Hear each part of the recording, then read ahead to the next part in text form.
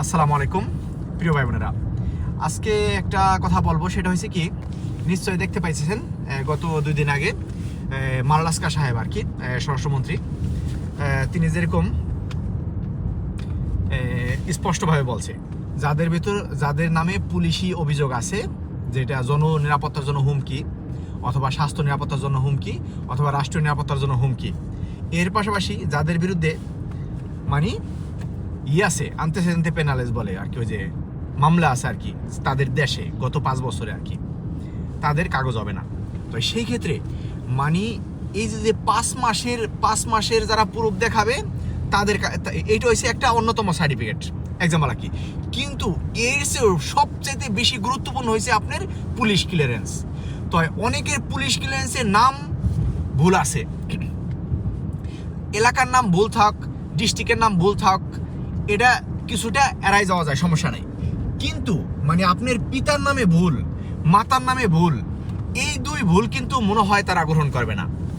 আমি শতভাগ নিশ্চিত দিতেছি না, যাদের পিতা মাতার নামে ভুল থাকবে তাদের কাগজে কিন্তু সমস্যা হওয়ার সম্ভাবনা 90% উপরে।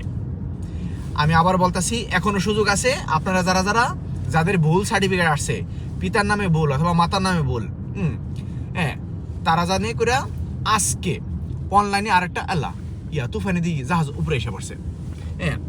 মানে যাদের মাতার নামে ভুল অথবা পিতার নামে ভুল আছে, মানে অক্ষর ভুল আর কি, তারা যাতে করে আজকে আরেকটা অনলাইনে পুলিশ ক্লিয়ারেন্স অ্যাপ্লাই করে ফেলান।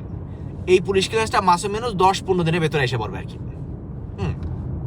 আর কি। কিভাবে অ্যাপ্লাই করে নিশ্চয়ই আমাদের হিমেল ভাইয়ের ভিডিও দেখছেন, তারপর শুভ ভাইয়ের ভিডিও দেখছেন। এর পাশাপাশি এরপর যদি না পারেন, বার্সেলোনা থাকলে নুরুল হাইদ ভাই যে মাঝে মধ্যে টিম নিয়ে বসে, সেখানে গিয়ে অ্যাপ্লাই করে আসেন। এর পাশাপাশি আফাজ জনিবার সহায়তা নেন। এর পাশাপাশি আশেপাশে যারা আছে তাদের সহায়তা নেন, সবাই সহায়তা করবে আর কি।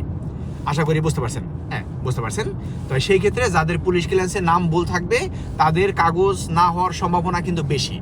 আগেই সতর্ক করলাম, পরে সময় পাবেন না আর সুযোগ থাকবে না আর কি। আশা করি বুঝতে পারছেন। কিছু জন্য এই কাগজ হওয়ার পিছনে সবচাইতে গুরুত্বপূর্ণ সার্টিফিকেট হয়েছে পুলিশ ক্লিয়ারেন্স। 5 মাস তো আছেই, এটা তো কোনো সার্টিফিকেট না। এটা হয়েছে আমি 5 মাস ধরে এখানে থাকি, ঠিক আছে, কিন্তু আপনি কে, আপনার যোগ্যতায় পুলিশ ক্লিয়ারেন্স। তাহলে পুলিশ ক্লিয়ারেন্সে নাম ভুল, পিতার নাম ভুল, মাতার নাম ভুল, হে পুলিশ ক্লিয়ারেন্স কিভাবে পায়?